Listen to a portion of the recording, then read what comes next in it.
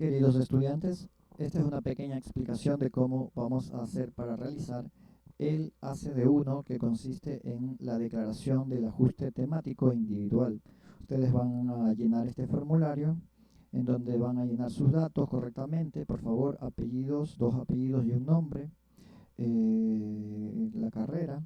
Ustedes van a escoger el ámbito temático en el cual se acoge su proyecto, es decir, la línea temática o la línea de investigación, como ya se explicaron en los videos anteriores, y luego se debe poner el tema del proyecto individual y completo, por favor, ¿sí? Esto significa que debe estar el objeto de investigación o las variables del objeto de investigación a estudiar con el complemento espacial y el complemento temporal, es decir, el lugar donde se ejecutará y el tiempo. Recuerden que este título tiene que diferenciarse, este título va a diferenciar el proyecto del grupo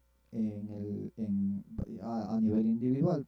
Por ejemplo, un estudiante podría tener el mismo tema sobre aplicación de un recurso de tecnologías de información, pero uno puede ser en matemáticas, otro en ciencias, otro en lenguaje. O uno puede ser en las escuelas rurales, otro en las escuelas urbanas, otros en la escuela. Bueno, entonces cada uno de estos temas debe diferenciarse del resto de su grupo en el caso de que hayan trabajado grupalmente en los semestres anteriores. Luego ustedes van a decir que su instrumento que han hecho es creado ad hoc o si es un instrumento validado en la literatura académica. Recuerden que los documentos creados ad hoc son los que ustedes crearon y los validados son en el caso de que lo encontraron entre la literatura de artículos científicos. En este renglón van a subir ese artículo no puede tener, ese archivo no puede tener más de 10 megabytes. Por ende, si encuentran, por ejemplo, una tesis de grado y esa tesis de grado es muy pesada, entonces ustedes lo que van a hacer, básicamente, es subir un documento en blanco, un documento PDF, con el link de donde yo puedo ir a buscar esa tesis y el número de páginas de donde se encuentra el instrumento. De otra manera no van a poder subir el archivo. Y los que han creado el instrumento ad hoc, o sea, lo crearon ellos individualmente, lo que tienen que hacer es escribir una pequeña explicación sobre cómo lo crearon, cuáles son las dimensiones y cómo validaron ese instrumento en esos casos, ¿sí?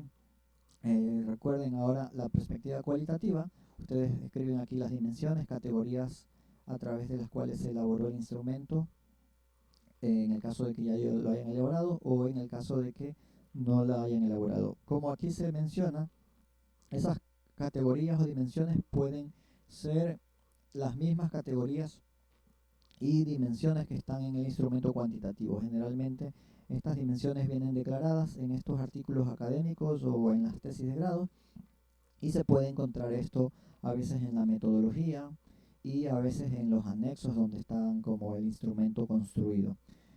Habría que buscar en cada artículo muy específicamente cuáles son esas dimensiones.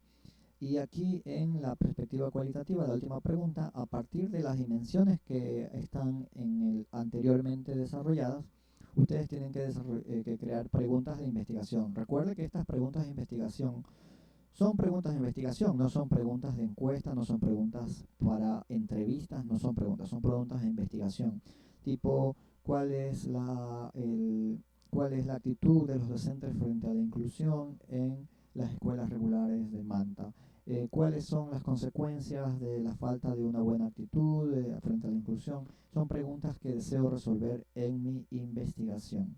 Muchas gracias por la atención y esta es la explicación de cómo desarrollar el ACD1.